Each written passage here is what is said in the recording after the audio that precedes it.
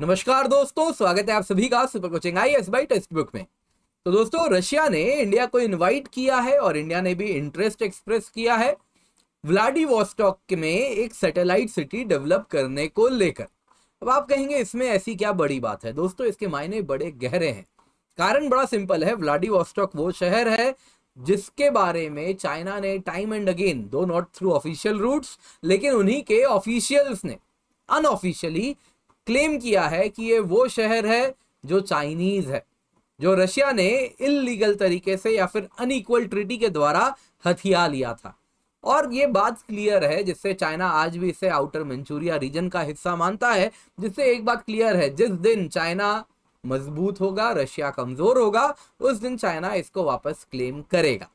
तो क्या है ये पूरा न्यूज, हम देखेंगे। रशिया चाइना, आप कहेंगे सर ये तो बहुत अच्छे क्लोज दोस्त, क्लोज मित्र हो चुके हैं, काफी करीब आ चुके हैं, ये क्यों ऐसा करेंगे? आखिरकार ऐसा क्यों हो सकता है कि रशिया को चाइना को बैलेंस करने के लिए इंडिया को व्लादिवोस्टॉक में बुलाना पड़ रहा है? तो क्या ये पूरी जियोपॉलिटिकल रीअलाइनमेंट है? इन सब पर आज हम चर्चा करेंगे। इस पूरी कहानी को आइए देखते हैं। तो न्यूज में क्या है, गवर्नमेंट ने इंटरेस्ट एक्सप्रेस किया है कि व्लादिवोस्टॉक सैटेलाइट सिटी को हम बिल्ड करना चाहेंगे और पीएम मोदी के यही एक्ट फार ईस्ट पॉलिसी के अंतर्गत किया जाएगा। तो न्यूज में आप देख सकते हैं, इंडिया ने कहा है कि हम सैटेलाइट सिटी व्लादिवोस्टॉक में बनाना चाहते हैं, जो कि रशिया के फार ईस्ट में लोकेटेड है। तो दोस्तों, यहाँ पे India ports, road and energy infrastructure, ये सब डेवलप करना चाहेगा और पीएम मोदी के एक्ट फार ईस्ट पॉलिसी के अंतर्गत ही होगा। तो यहाँ पे आप देख सकते हैं दोस्तों, ये जो शहर है, दिस इज व्लादिवोस्टॉक एंड ये सी ऑफ जापान के वार्म वाटर से कनेक्टेड पोर्ट है। यानी सालों भर, कितनी भी विंटर हो, ये पोर्ट हमेशा एक्टिव रहता है। तो अब इस व्लादिवोस्टॉक को लेकर इतना ज्यादा न्यूज में क्यों उठाया जा रहा है? क्योंकि दोस्तों, ये बड़ा सेंसिटिव है। व्लादिवोस्टॉक दो चाइना ने अब तक तो ऑफिशियली क्लेम नहीं किया है, लेकिन चाइनीज ऑफिशियल्स ने रिसेंटली 2020 के आसपास की बात है, जब व्लादिवोस्टॉक को कहा था कि ये चाइनीज टेरिटरी है जो कि रशिया ने इलीगल तरीके से एनेक्स किया है। तो क्या है ये पूरी कहानी, आइए जानते हैं। इससे पहले न्यूज में क्या है, इंडिया क्या बनाने वाला है, उस पर भी चर्चा करते हैं। तो मॉस्को एंड न्यू दिल्ली दोस्तों एक trans Arctic container shipping line and processing facilities बनाना चाह रहे हैं along the northern sea route. तो यहाँ पे दोस्तों क्या है कि अगर हम नॉर्मल सी रूट की बात करें, तो इंडिया से कुछ भी सामान यदि रशिया जाता है, तो इस प्रकार से पूरा यूरोप होते हुए फाइनली आप देखें तो इस प्रकार से वो मॉस्को पहुंच पाता है। तो इस तरीके से 8675 नॉटिकल माइल्स की दूरी होती है। अब इंडिया चाहता है कि भाई चाइना के थ्रू सी ऑफ चाइना होते हुए चेन्नई व्लादिवोस्टॉक रूट को डेवलप किया जाए। तो ये है दोस्तों, बस 5647 नॉटिकल माइल्स के द्वारा आप देखें तो हम रशिया तक पहुंच सकते हैं। तो अगर हम मॉस्को के द्वारा एक शिपिंग कंटेनर इंडिया भिजवाते हैं और उसकी तुलना यदि हम व्लादिवोस्टॉक से सेम कंटेनर इंडिया मंगवाएं, तो 30% कम खर्चे में रशिया के व्लादिवोस्टॉक से इंडिया सामान आ सकता है। और दोस्तों, व्लादिवोस्टॉक की बेस्ट बात क्या है, ये वो रीजन है जो कि गैस वाले इलाके में रिच है, क्योंकि रशिया के फार ईस्ट में ये आता है।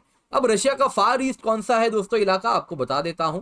तो ये रशिया के कुछ डिस्ट्रिक्ट्स हैं, जैसा आप यहाँ पे देख रहे हैं, और इसी में ये है दोस्तों फार ईस्टर्न फेडरल डिस्ट्रिक्ट, ये वाला रीजन, जिसमें यहाँ पे आप देख रहे हैं व्लादिवोस्टॉक।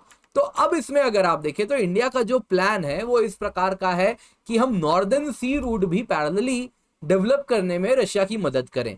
अब हुआ क्या है दोस्तों, आपको मालूम है आर्कटिक रीजन में बर्फ से ढका रहता है ये पूरा इलाका। अगर आप देखेंगे तो ये सी लेडन रहता है, सी कवर्ड रहता है, सी आइस के द्वारा कवर्ड रहता है, लेकिन ग्लोबल वार्मिंग हो रही है। तो इस वजह से जो एग्जिस्टिंग रूट है कुछ इस प्रकार से सुएज कैनाल को होते हुए मल्टीपल चोक पॉइंट से होता हुआ यूरोप के द्वारा रशिया को जो कनेक्ट करता है। रशिया कह रहा है क्या जरूरत है उसकी, क्यों ना आप चेन्नई से व्लादिवोस्टॉक सामान भेजें और व्लादिवोस्टॉक से फर्दर रशियन पोर्ट्स के होते हुए अगर आपको यूरोप भी कनेक्ट करना है, तो ये नॉर्दर्न सी रूट से आप सामान भेज दें। दोस्तों, यहाँ पे आप ये जो नॉर्दर्न सी रूट देख रहे हैं, यहाँ पे काफी तेजी से आइस मेल्टिंग हो रही है, तो ये सी रूट भी खुलता जा रहा है। इसके सिवा रशिया ने इस इलाके में मल्टीपल यानी मोर देन वन, मैं कहूंगा अभी टेंस में तो नहीं है, लेकिन सिंगल डिजिट में ही है, उन्होंने न्यूक्लियर शिप्स रखे हैं जिसके द्वारा सी जो कवर होता है उसको काट दिया जाता है और शिपिंग लेन्स साल भर खुले रख सकते हैं। तो इस प्रकार से आप देख सकते हैं दोस्तों, ये नॉर्दर्न सी रूट है। तो इंडिया का जो प्लान है कुछ इस प्रकार से होने वाला है, जैसा आप यहाँ पे देख रहे हैं दोस्तों। ये यहाँ पे आप अगर देखें तो चेन्नई से व्लादिवोस्टॉक सामान जाएगा, फिर व्लादिवोस्टॉक से यहां पर पहुंचेगा और वहां से प्रोविडेनिया के बाद नॉर्दर्न सी रूट स्टार्ट हो जाएगा और मनमास्क पोर्ट में हम पहुंचा सकते हैं। इसके सिवा आपको मालूम ही है international north south transport corridor भी है, जो कि इस प्रकार से सेंट पीटर्सबर्ग को मुंबई से जोड़ता है। तो एक तरीके से इंडिया रशिया अपने सी रूट्स के द्वारा कहीं ना कहीं यूरोप से डीकपलिंग करना चाह रहे हैं। तो इसी के अंतर्गत इंडिया को ऑफर दिया गया है कि व्लादिवोस्टॉक में एक बड़ा सा सैटेलाइट सिटी डेवलप किया जाए, जिसके अंतर्गत अगर आप देखें तो अलग अलग कॉम्प्लेक्सेस भी डेवलप किए जाएंगे। साथ साथ ये नॉर्दर्न सी रूट में भी इंडिया मदद करे इसको भी फर्दर डेवलप करने में। दोस्तों ये सब कुछ हो रहा है एक्ट फार ईस्ट पॉलिसी के अंतर्गत। दोस्तों इंडिया का एम्बिशियस प्लान है, क्योंकि रशिया का जो फार ईस्टर्न रीजन है, आपको जैसा मैंने बताया, ये रिसोर्स रिच रीजन है। तो यहाँ पे प्राइम मिनिस्टर मोदी ने ऑलरेडी $1 बिलियन का लाइन ऑफ क्रेडिट भी अनाउंस किया था 2019 में, जब act far east policy prime minister Modi ने अनाउंस की थी व्लादिवोस्टॉक शहर से। तो एक्ट फार ईस्ट पॉलिसी अगर आप देखें तो ये इंडिया का इंडो पैसिफिक स्ट्रेटेजी का हिस्सा है।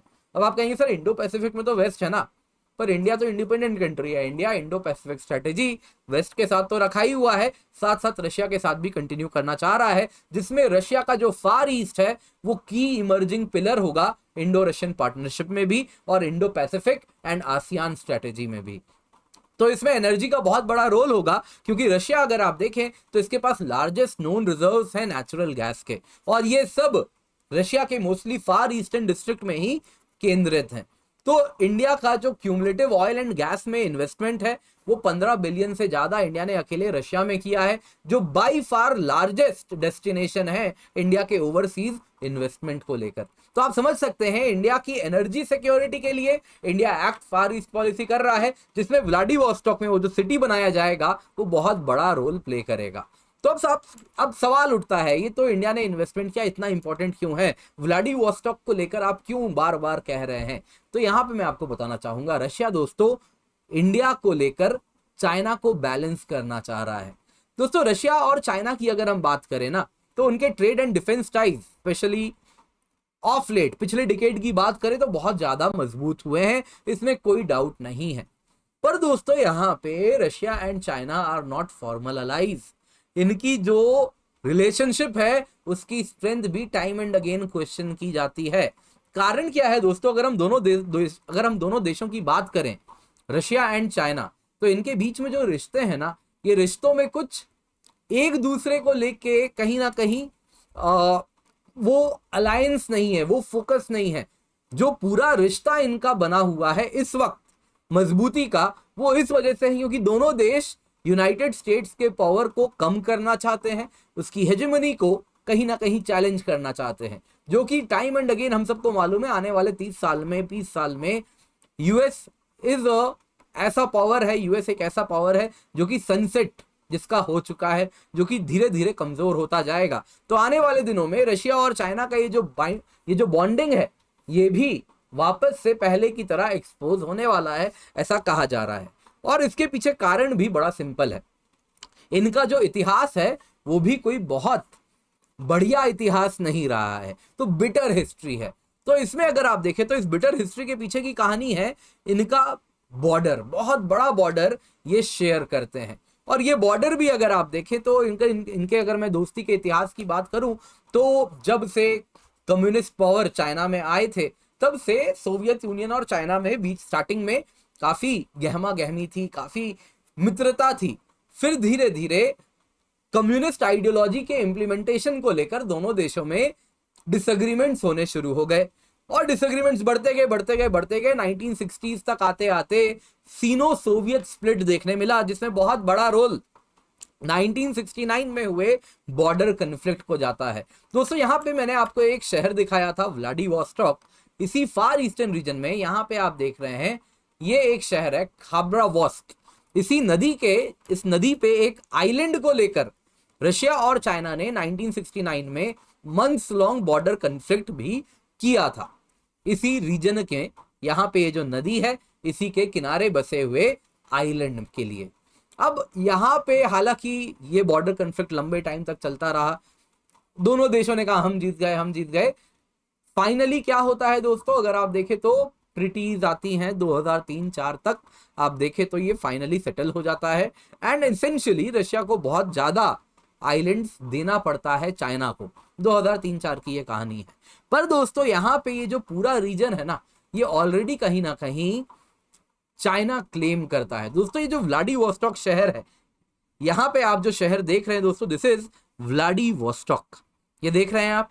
दोस्तों आपको मैं बताना चाहूंगा कि 1689 तक वो टेरिटरी जो रशियन एम्पायर और चाइना का बाउंड्री बनाया करती थी, रूसो चाइनीज बाउंड्री हुआ करती थी, वो ये लाइन हुआ करती थी जो मैंने अभी आपके सामने बनाया।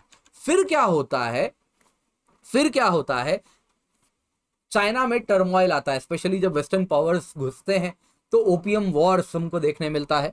उसी का फायदा उठाते हुए कहीं ना कहीं रशिया ने ऑलरेडी, जब चाइना में टर्मोइल था तब यहां से एक फ्रंट भी वो खोलते हैं और इसी के अंतर्गत 1858 में चाइना हैप्पीली इतना टेरिटरी जो आप यहाँ पे देख रहे हैं इसको उनको दे देता है, जो आप येलो कलर में देख रहे हैं। तो ये 1858 में होता है, ये 1858 में होता है। ट्रीटी ऑफ आइगुन होती है जिसके द्वारा रशिया इतना टेरिटरी जो येलो कलर में आप देख रहे हैं इतना गेन कर जाता है। फिर क्या होता है, सेकेंड ओपियम वॉर होता है, चाइना वो भी हारता है और 1860 आते आते ये रेड कलर में जो व्लादिवोस्टॉक है ये शहर भी आप देखें तो रशिया गेन कर जाता है। और इसके साथ नतीजा क्या होता है, चाइना का बहुत बड़ा टेरिटरी का लॉस होता है 1860s तक में।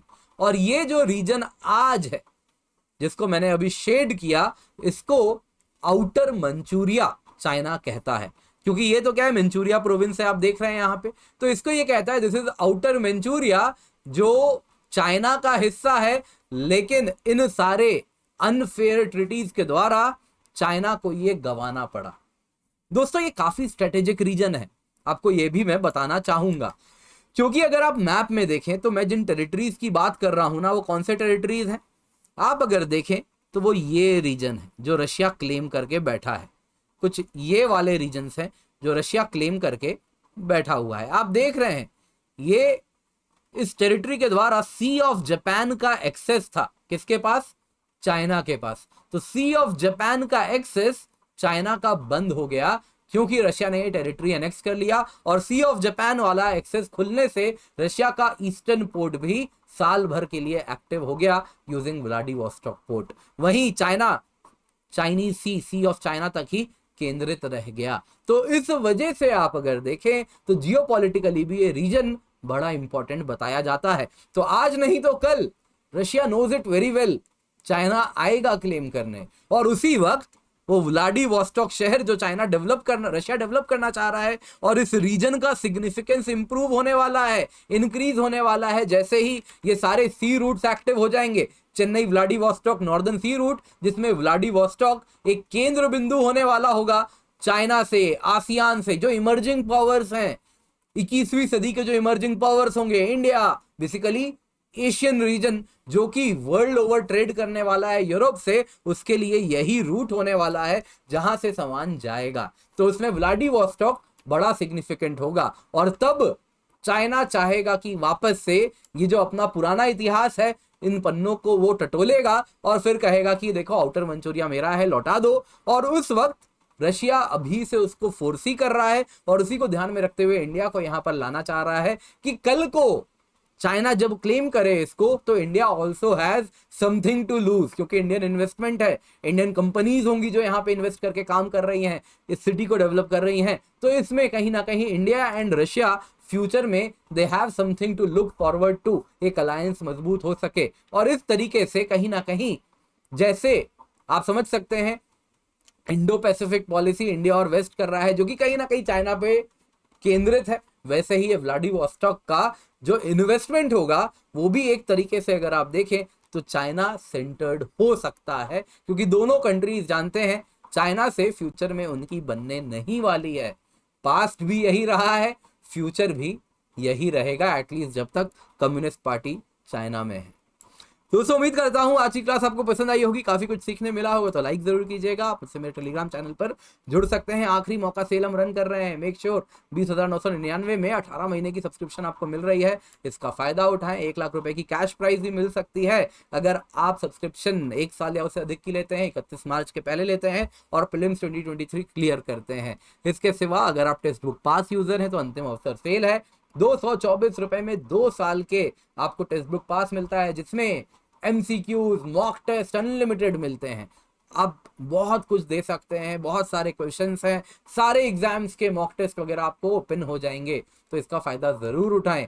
इसके सिवा आपको 20,999 में 18 महीने के लिए हिंदी इंग्लिश में कोर्स मिलते हैं, GS optional subject, CSAT, super teachers के कोर्स मिलते हैं, तो इसको अपने हाथ से जाने ना दें। एंड साथ ही साथ मेरे 10:30 बजे की क्लास में भी जरूर जुड़ें और इस चैनल को सब्सक्राइब करना बिल्कुल भी ना भूलें। Thank you so much for joining. Bye bye, have a great day.